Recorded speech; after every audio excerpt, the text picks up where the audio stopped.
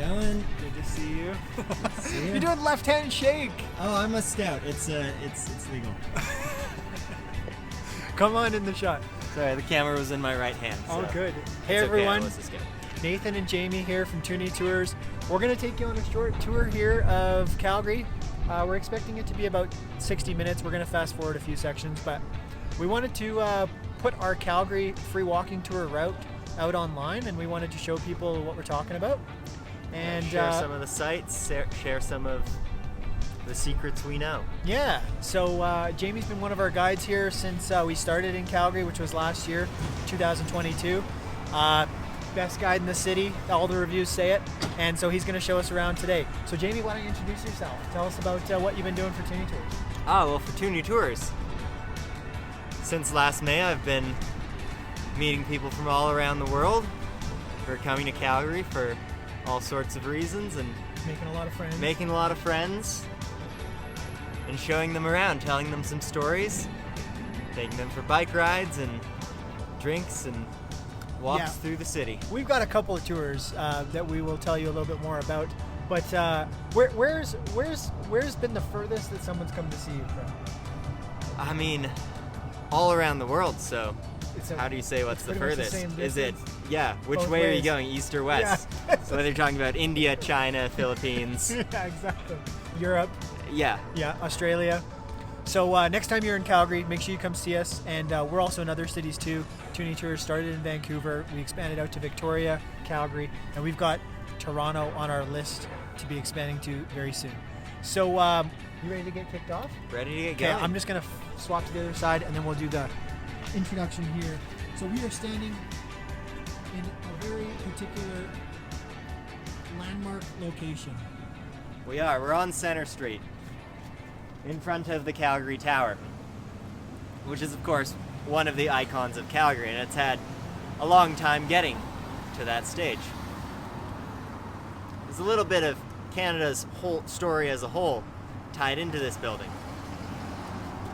You may know that in 1867, Canada formed its own parliament separate from the British Crown. That was the year of Confederation, often said to be when Canada became a country. Well, 100 years after that, in 1967, it's Canada's 100th birthday. Big party all across the country. In Ottawa, they're designing a new flag. In Montreal, they're hosting the World's Fair. In Calgary, we decided, let's mark that occasion by building North America's highest observation tower. Now, if you've been to Vancouver, Seattle, Toronto, Niagara Falls, you'll have seen towers somewhat like this. Most of those built in that era of the late 60s, early 70s when this was in style. So a lot of competition if you're looking to build the highest one on the continent. In fact, Husky Oil came up with a trick for their Husky Tower, as it was originally called. They published the plans, saying the height, and had their own secret plans with a higher height. To trick the Texans, because the Tower of the Americas in San Antonio, Texas was being built at the same time to the same height, also with designs on being the tallest on the continent. And the Texans thought they had it when they built their 190-meter tower, which is a little bit higher than the 187-meter tower that was supposed to be built in Calgary. But that trick worked out. The actual height of this building, and this is the pettiest number I've ever heard, is 190.8 meters. Of course, at the time, it's far and away the tallest thing around. Look around at the skyline now.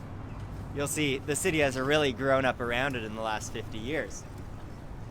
But it's still serving its original purpose, has an observation deck, a rotating restaurant. Nathan's spinning around, simulating the experience of being in the rotating restaurant, with a few changes over the years. If you've seen the movie Cool Runnings, then you'll know about the 1988 Olympics that were in Calgary. In fact, there's a scene that's set in the rotating restaurant doing what Nathan was doing. Well, the torch for those Olympic Games was shaped like the tower. It's a very torch-like building after all. And so for the final stop of the relay, they made the building into the world's largest Olympic torch by installing a big gas flame on top that, to this day, every 2 years during the Olympics, during big hockey games, when the Flames, suitable name, are playing, And on Canada Day and on New Year's, a big gas flame will still shoot out the top and light up the city like a torch. The rest of the time you'll see the light show installed a few years ago, changing colors as you walk around at night. You'll see the glass floor, also installed over the last decades. And the name was changed. That's the biggest change. Changed from the Husky Tower to the Calgary Tower as it took on the role of being a symbol of the city, at the center of the city. Let's head down to it. All right.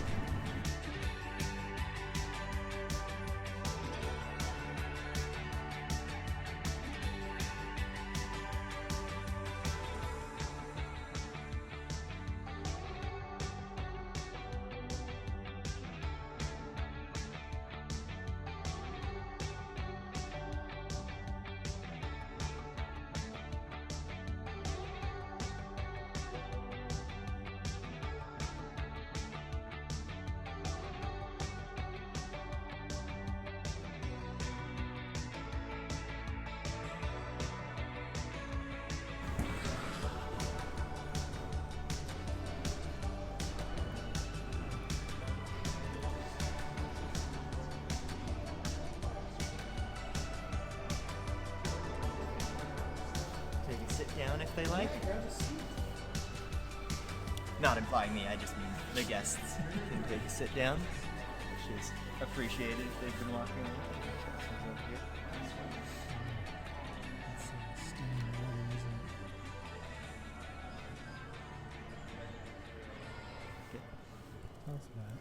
Well, a lot of people traveling through Calgary are on their way out to the mountains, and they'll know about the big hotel in Banff, the Banff Springs. It really dominates the town. And of course there's the chateau at Lake Louise, right on the lake, almost a part of the landscape. And if you've been to Victoria, you'll know about the Empress. If you've been to Quebec, you'll know about the Chateau Frontenac. International visitors sometimes ask me, why is it that in every city and town across Canada it seems like it's not a government building or a castle or a museum or a palace at the center of the city? It's often a big old hotel. Well, there's a story there tied into the earliest history of Canada. As soon as we became a country, we were looking for a way to connect such a big, such a sparsely populated country. It was actually a condition for the western provinces to join on that they wanted the Transcontinental Railway to be built. So the Canadian Pacific Railway, the CPR, was built from the populated east all the way out across the prairies, over the mountains, over high passes, so steep on the far side they couldn't even go straight down, had to dig tunnels into the mountain that spiraled down all the way out to the terminus in Vancouver. Big engineering feat, very expensive. How do you pay all that back in the years and decades to come? Well, they found a market that could. The upper crust travelers of Europe, who had been doing the grand tour of Europe for centuries. CPR thought, let's cash in on that. Let's put up posters and train stations all around Europe. Got their own fleet of steamships to bring people over to Canada to do the grand tour of the Canadian frontier, ride the rails of the CPR, and stay in luxury at the CPR's custom-built hotels at every station in the cities and where they knew would be the big tourist destinations by the hot springs in Banff, by the lake in Lake Louise. And since they were catering to that market, even though these buildings were built first half of the 20th century, they were designed to look like the much older palaces and estates of Europe, with the marble columns that... What? It's plaster. That one's plaster. That one's plaster.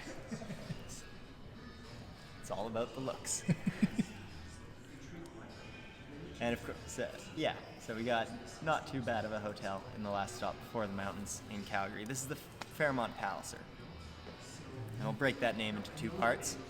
CP Hotels, as the decades went on, broke away a little from the railway, still some historic connection, but now owns some other chains and brands all around the world and is now Fairmont Hotels. So all these grand railway chateaus are now owned by the luxury Fairmont brand. And the Palliser comes from local history. One of the first British explorers to come out this way and map out the long border being planned between what was then British North America and the United States. 49th parallel that's very easy to draw on a map, a lot harder to actually hike along. Well, he did that with his crew to send back a survey to the government of Toronto as to whether this area was suitable for settlement and farming. He came, he saw, he answered. His answer was no. No, he said, it's vast and dry and desolate. There's no rain until it floods, and there's hailstorms and harsh winters. Don't send people here. There's a city of 1.5 million people here. So clearly they didn't listen, but he did at least note that even though traditional European farming wasn't the best suited for the area, the buffalo herds had been living here for thousands of years. So maybe the grass that fed the buffalo could also feed other large animals like cattle. Maybe this could be ranching country. Totally right about that. Cowboys and ranching and cattle, such a part of Calgary's early history, still such a big industry today. Calgary is known even today as Cowtown. So let's get out of the hotel's hair, see some more of Cowtown and how it came about.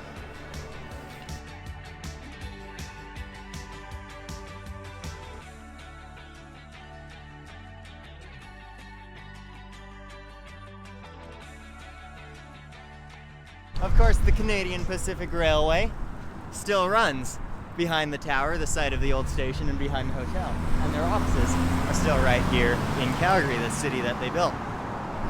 There's even not a memorial because the railway is not dead, but a monument to the railway here. The rails that burst skywards into these glass towers, just as metaphorically that railway created the glass towers of modern Calgary. But before we had glass towers, like the 60-floor Brookfield Place, we had Calgary's first skyscraper, the Grain Exchange, at an incredible 6 floors high. There's a skyscraper back then. Of course, on a prairie town, what's the answer to New York Stock Exchange? It's the Grain Exchange. Come trade your shares in corn and barley.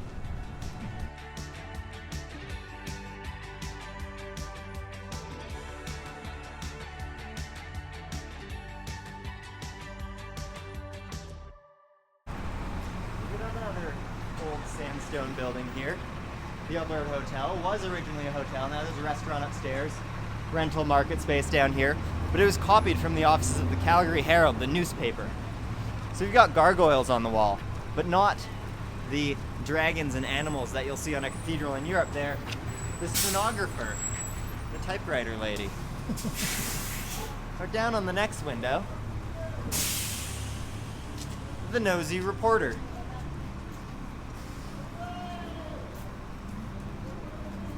And on the corner, the strange hermit-like typesetter, like a creature hiding in the back of the newspaper office, playing with his blocks on the printing press. Coming around, we're on Stephen Avenue, one of the main streets of Calgary, historically the center of commerce, finance, and business. Now, music playing.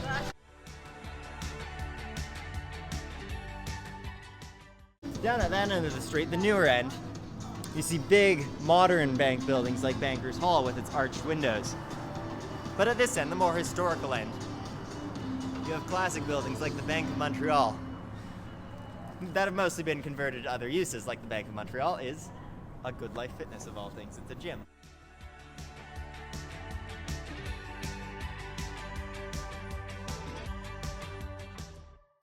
Take a stop in front of this humble souvenir shop with its very fashionable wolf t-shirts. May not look like too much, but this is one of the oldest buildings in the city. And how can you tell that? There's one very particular thing about it. It's made of wood. Among all this stone and concrete, one building that's still made of wood. In fact, from here, you can see buildings from almost all the ages of Calgary. I'd say you can divide all the time that people have been living here into 5 ages based on what people were living in and what people were living off of. So what we were making our houses out of and our buildings, and how people were making a living, what the main industry and resource at the time was. Of course, for thousands of years, the Blackfoot Confederacy, the Tsuut'ina Nation, and the Stoney Nakoda were living off the buffalo herds here and making their homes, their teepees, from buffalo hides. So our first would be the longest lasting, the age of the buffalo. But the Northwest Mounted Police came west, and European settlers followed. Calgary became more like a Wild West frontier town, like any cowboy western movie you've ever seen. And you may be picturing the cowboy, the John Wayne character, riding into town, kicking up dust from his horseshoes in front of wooden sidewalks and a lot of buildings that look like this. Fairly accurate, because aside from the wolf t-shirts and general refurbishments, it's pretty accurate how this would have looked when it was one of the city's first general stores. So we had our second age, the age of wood and cowboys. I might need to edit that out. And maybe John Wayne never visited here, but John Ware was the one who brought cattle here. The famous black cowboy who was released from slavery in the United States drove one of the largest cattle herds in history from Texas all the way to Alberta. And when he finished, decided to settle down, became one of the city's most famous early citizens. Nathan's looking at me like he didn't know this story. I didn't know that one. Cool. All right. And for how iconic that cowboy identity is to the perception of modern Calgary, it really didn't last too long. Only about 10 years from when Fort Calgary was built in 1875 to a couple of years when everything changed. 83, the railway comes through, sets up their station on Center Street. Lots more people are coming out, a lot more diverse population. Such that in 84, the town of Calgary becomes the city of Calgary. In 85, on a Sunday morning in November, fire breaks out in a hay shed on Stephen Avenue, a building just like this one.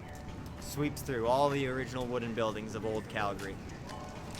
There was a fire engine in town at the time, a horse-drawn fire engine, that had been ordered by the town of Calgary, and the city of Calgary didn't want to pay for it.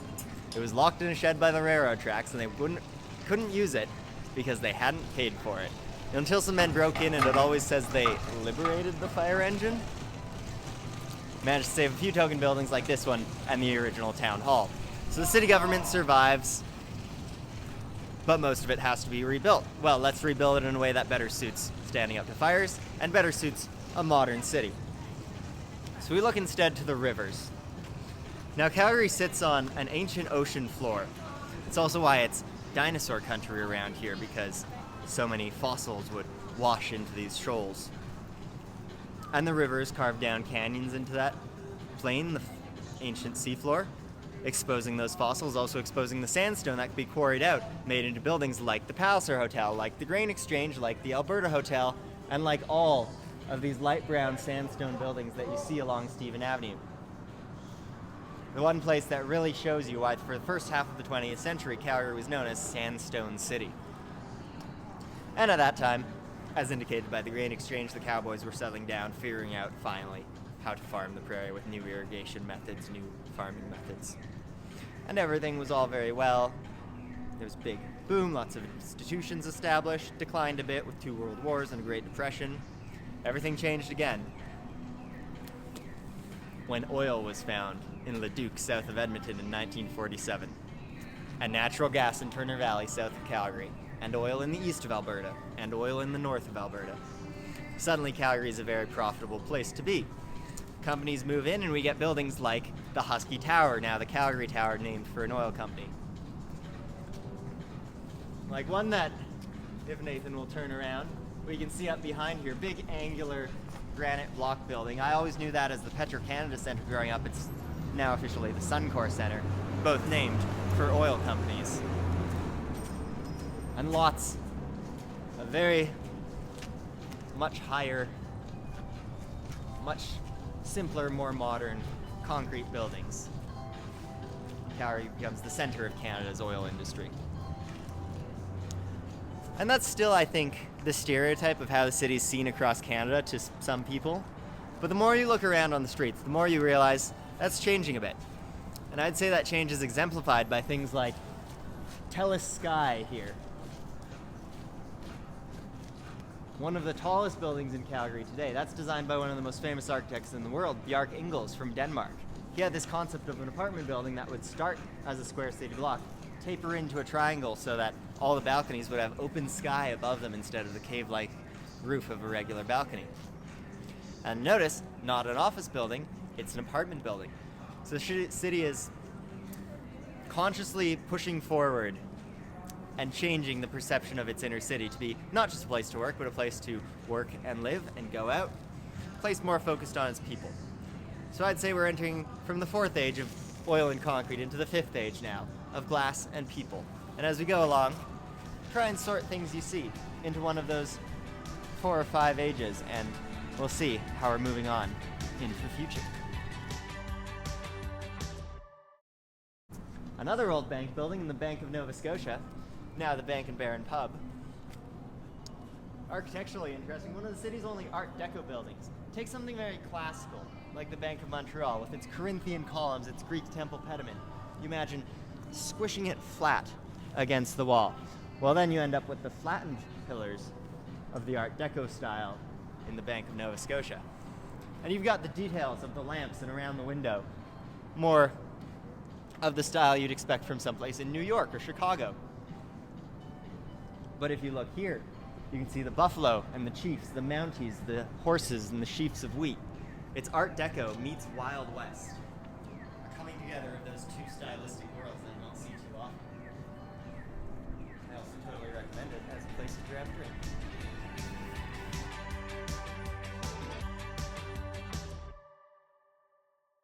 Did you know that the Molson's family back in the day had 2 businesses? They had the brewery and the Molson's Bank. Wow. And of course, the brewery went on to become one of the biggest in Canada. The bank fell so hard that you've never heard of it. And all that remains is the name of the Molson's Bank on what's now the James Joyce Irish Pub.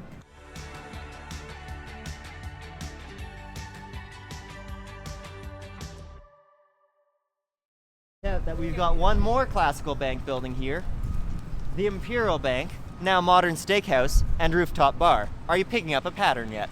Wow, that's great. Makes sense, right? From, these banks were built in the time that banks wanted to show off their wealth by decorating their interiors. And if you've got those great old interiors, you want the public to have a way to check them out, so make it a restaurant or a bar.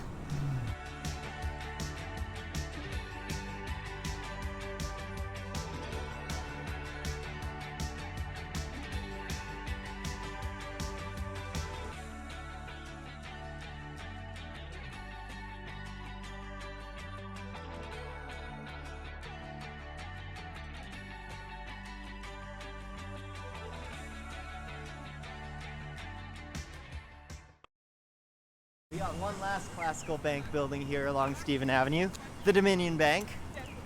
Take a wild guess at what it is now. Restaurant? Theatro restaurant and wine bar. Of course. The reason it's called Theatro is not because there was ever a theater in there, but it's across the street from the Arts Commons, where there's 6 theaters all tied together, Calgary's home of the arts. The grandest of those, of course, being the Jack Singer Hall here, home to the Calgary Orchestra.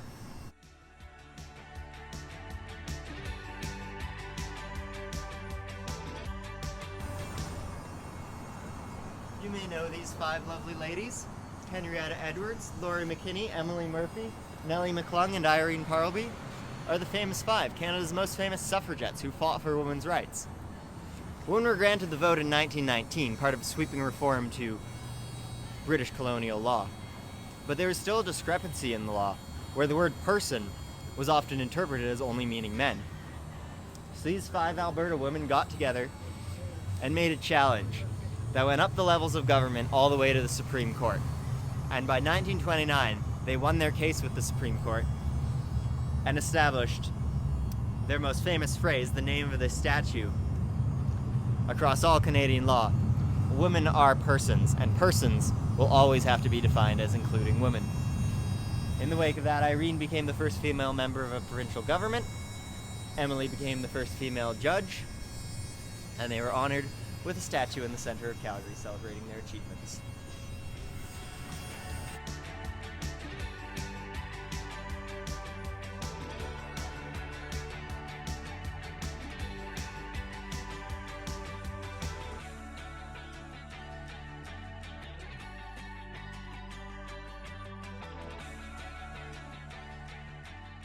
Got one last Stephen Avenue building here, as is inscribed under the pediment there. It's the Burns Building, named for Mr. Burns, Senator Patrick Burns, who before he was a senator was a rancher. Like so many early Calgarians, he was a cattleman. But no early cattleman, he was known as the cattle baron or the cattle king. He owned tens of thousands of heads of cattle, so much land to roam them on. They say he could ride from here to the United States border without ever leaving his land. And if put together, all his pastures would make a country larger than, well, Luxembourg, which isn't the largest country, but it is a country.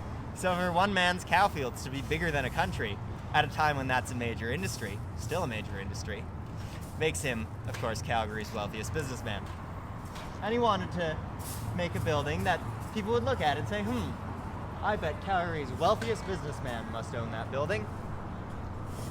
He had his meat market in the main floor, offices above. You may notice, not sandstone, as with all the buildings we've seen along the avenue. He thought Calgary should aspire to be like Chicago, one of his favorite cities. So this is built in the Chicago style. And he had a couple more floors than he actually needed for his offices. He rented them out to doctors, dentists, lawyers, anyone who needed them. And he never officially said this, but I have to think the only reason could be is because with those extra floors, compare the top of the building to the height of the clock tower at City Hall across the street. You know how businessmen are.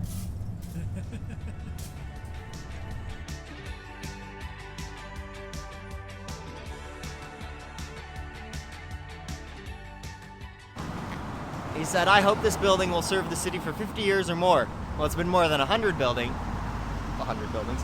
years. And he underestimated that a little bit. The mayor's office is still operating out of there. Even if city council and a lot of the bureaucratic offices are in the great modern municipal building.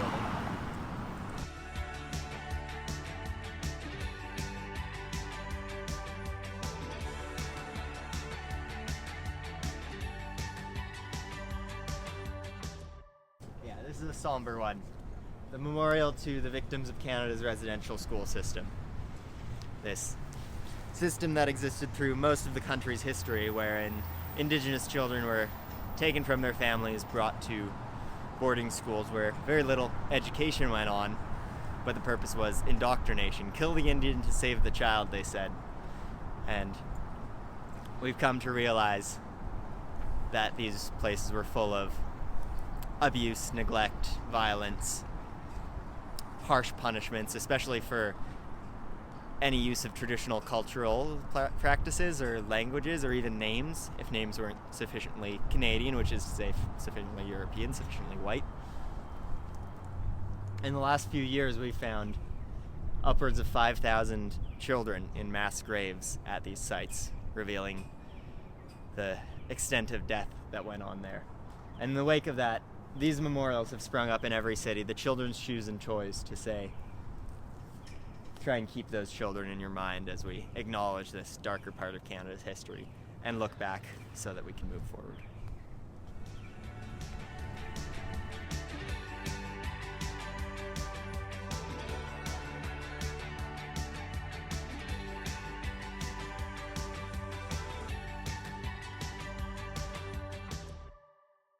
We're in the Municipal Building, the heart of the city's government. And we'll wait for people to walk by. That's it?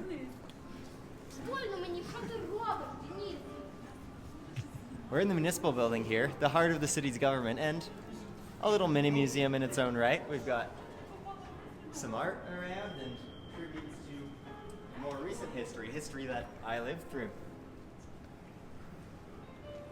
The bronzed rain boots commemorating the response to the 2013 floods. In June of that year, there was heavy spring rainfall, heavy snowmelt from the mountains that combined, and the Bow and Elbow rivers broke their banks, covered all the inner city in meters of rushing cold water. It was quite a good response on the city's part, but of course, lots of damage. And this was right at the start of the summer season, the biggest season for everyone coming downtown to enjoy the city. If you know anything about the Calgary Stampede, you'll know that it's the biggest event of the year. It's a citywide party.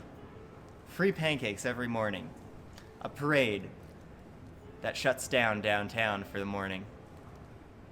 Every bar doubles in size as they cover their parking lots with tents just to fit everyone in. All centered around the rides and the fairground that itself is centered around the Stampede itself, the world's largest rodeo that's run for 110 years now, since 1912. So 2013 was to be the 101st Stampede.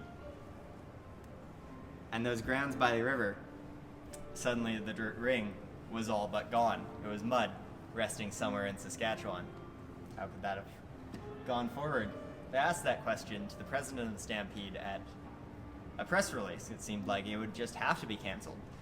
But he said, in 100 years, Stampede hasn't been canceled for 2 world wars, hasn't been canceled for the Great Depression. It won't be canceled come hell or high water. Every year the Stampede has a slogan used in posters, radio ads, marketing. No one pays it much mind, and no one would have paid much mind to Stampede 2013, what I learned from the Stampede. But everyone paid attention when that was changed to Stampede 2013, come hell or high water.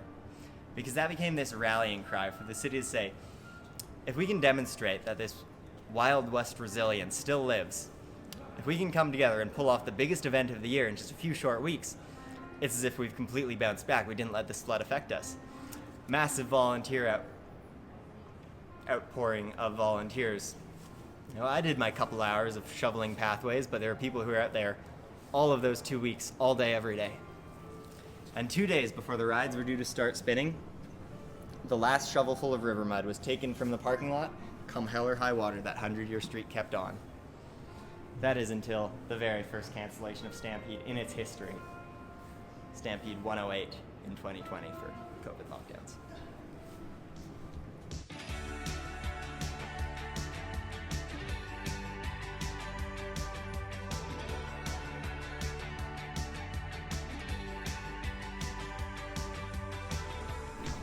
Pretty firmly decided that there's one of my favorite buildings, a good building. No, it's my favorite building.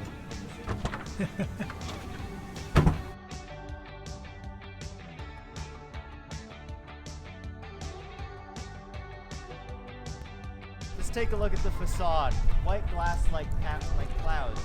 And that cuts off sharply at the archway. There's an inspiration for that. That's very Calgary in its origin.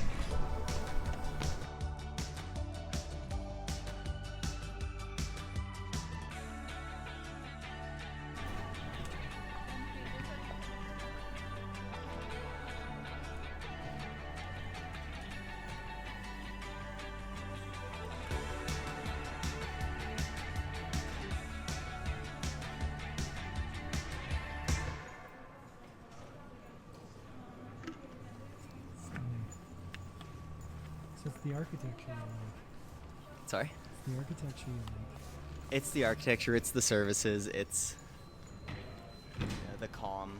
It's just every part of it. It's the fact that you can just hang out in here all day, and that's its whole purpose. Yeah. And so you do. So I do.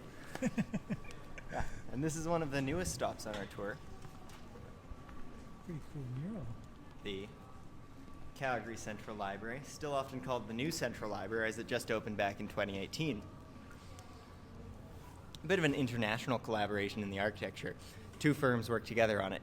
Snøhetta from Norway, who brought the Nordic Scandinavian wood design, and Dialogue from Calgary, who put some Calgary inspiration into that. For example, you ever heard of a Chinook?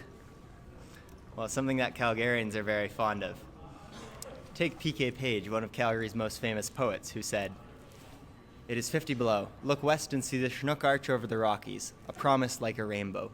The voluptuous warm wind is on its way. Already the clouds begin to spin. The snow will melt, the ice will thaw, a midwinter miracle."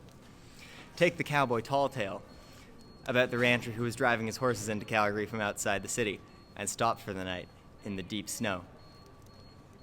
He tied his horses to a tree, curled up in his warm sleeping bag, and fell asleep. When he woke up, he was soaking wet on the ground and couldn't find his horses. He was looking around, couldn't find them, heard a noise. They were hanging from the tree because the snow had melted beneath them so quickly that they were left hanging. All this is to show the power of the Chinook, the winds that blow over the mountains in a great mass of warm air that pushes the clouds into the eastern horizon. You should edit in a picture of a Chinook arch here, making a sharp wall following the curve of the earth from horizon to horizon like an archway.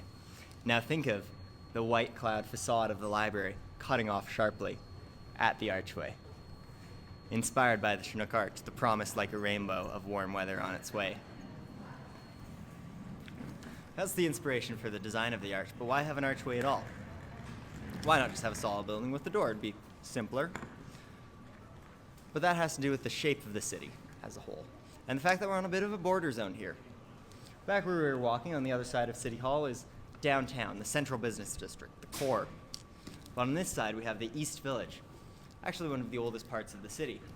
Way down at the end of this street, in the sunlight right now, you can see a building with red trim and a chimney. That's the barracks that remain of Fort Calgary, the original Northwest Mounted Police Fort. That was the first settlement in the city. You might have to zoom in. It's tough to see. It's easy to see in person, probably not great on camera.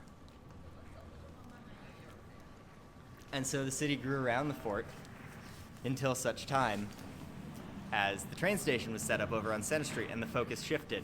The East Village was abandoned a little, fell into a decline. By the middle of the 20th century, it was being listed on city medical reports as Skid Row. It was a bit of a slum. And unfortunately for the historic fabric over there, that was the era of slum clearance, urban renewal by means of a wrecking ball and bulldozer. So much of the historic buildings of the East Village were wiped out, making it not improved in any way really, just empty. And in the 80s, when the Municipal Building was built, it was built right across Stephen Avenue, which is why the street seems to end there now. As if to say, nope, downtown ends here. And even in the architecture, there's the plaza on the other side that opens up to Olympic Plaza, connects to the rest of Stephen Avenue and the rest of the city. On this side, it's a flat blank wall, turning its back on the east side. But in the last 20 years, even 10 years, the city's looked back at the East Village and said, but that's kind of great land, isn't it? It's, close to two rivers, close to downtown, lots of land to build up on, and we want to make the inner city more livable, more walkable, more mixed. There's been a very conscious, active redevelopment of the East Village. Part of that redevelopment is reconnection. The fact that we can walk through City Hall at all times now is important because that's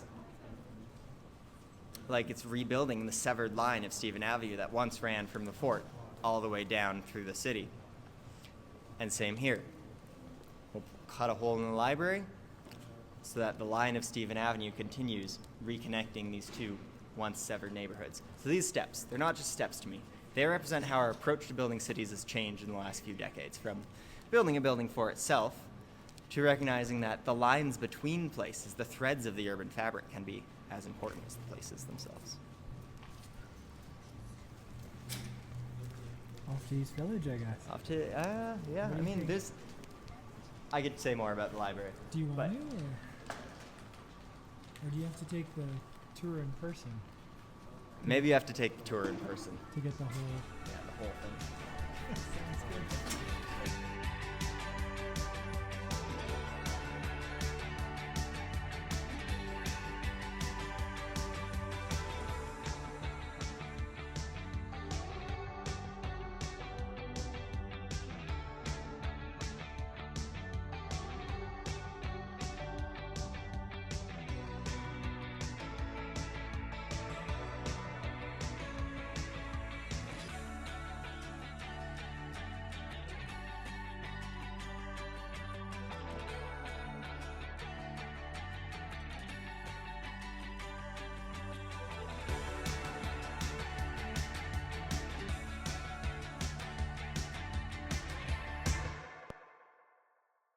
We got one of the few remaining original historic East Village buildings here. the King Edward Hotel. We're on 9th Avenue, Atlantic Avenue, which back in the day was known as Hotel Row. It's across from the train.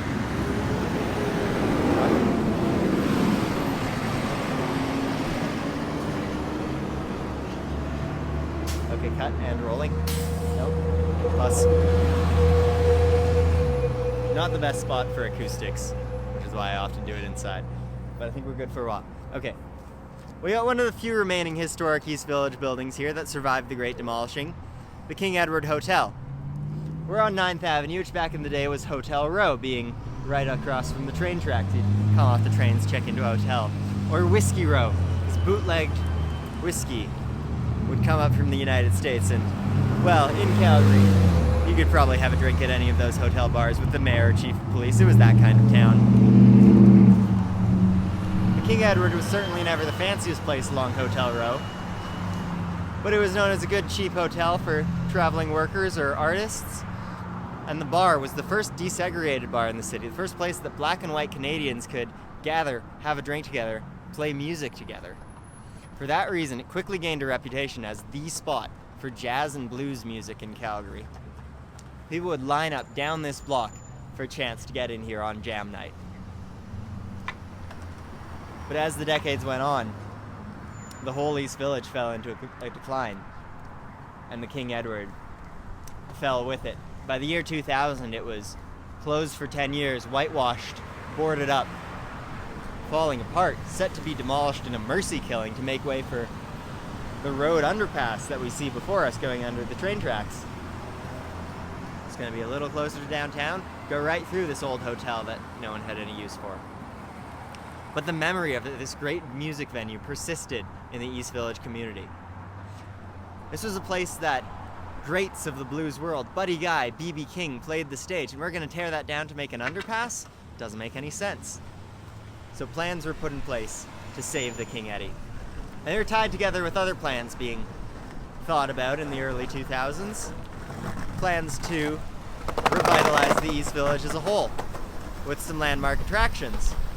And a plan to build a museum of music in Calgary, celebrating Canadian music. So the King Edward was torn down to its foundations, rebuilt brick by brick, just as it had been historically, over a stronger structure. And ground was broken on the Studio Bell National Music Center. Excuse me. In there you'll find a studio space, concert hall, artist in residence space, and a museum of music. You can see Elton John's piano, the Rolling Stones mobile studio, and the story of music in Canada.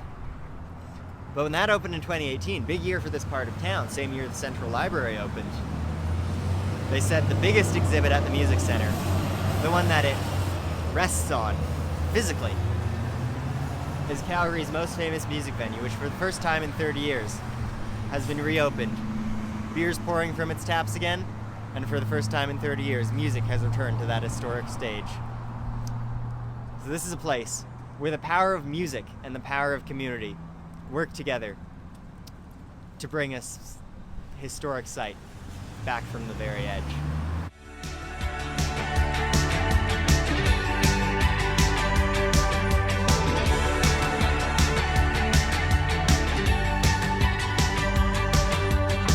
Of course, any hockey fans will know that site, Calgary's hockey arena, built for the Olympics, using the 80s hottest arena technology, the hyperbolic inverted parabola roof, which hangs up on the sides, hangs down in the middle, so that it doesn't need to be supported in the middle with pillars, and you can have seats all the way around the ice, providing everyone with great view. But after the Olympics, that was handed off to the city, and a vote was held to rename it. Well, thanks to that engineering, we've got a saddle-shaped roof right next to the most famous rodeo grounds in the world, the Stampede grounds. So all the votes, of course, were something like, it's the Saddle Arena, or what it always will be, the Saddledome. Now home to the Calgary Flames, the Calgary Hitmen, our minor hockey league team, and the Calgary Roughnecks, who play lacrosse, Canada's other national sport.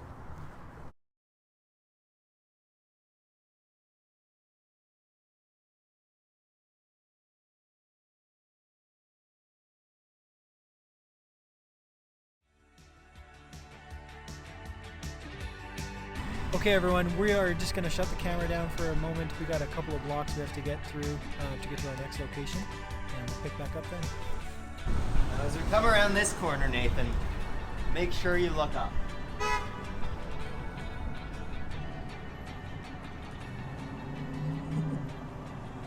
We're at the Bow Building, one of the tallest buildings in the city. Second tallest now, was the tallest for years. Named, of course, after the Bow River, which itself curves around the city like this. Bow wasn't named because of the bow shape, it was named because one of the few places on the prairies where trees grew. So, if First Nations people needed to make a bow, they come down to the trees by the Bow River. And the Bow Building, if you've been to London, may look a little familiar. It's designed by Norman Foster, another famous European architect. He's responsible for the Gherkin Building. And you can see similar style in terms of how the diamonds and triangles apply to the curve. Curve wraps around this plaza, so we needed a good piece of art for the center of the plaza. And we got the artist from Barcelona, Jaume Plenza, to create Wonderland, the young girl's head, representing the youthful vitality of the city. Everyone likes taking photos there. We can head inside and look at the city through our eyes. Right now, though, let's head on inside. See another part of Calgary. I believe they actually don't let you film inside the main floor. Okay. Hey everyone, so it's a tour exclusive to go into some of these buildings. We tried to show you guys the plus 15s, the Bow Suncorp Center? Suncorp Center. And Calgary's kind of upper system of streets. And we're not able to, it's all private property, and we're not able to publish the information. So you have to come on a tour, which is great for us, it's great for you, and we can't wait to see you.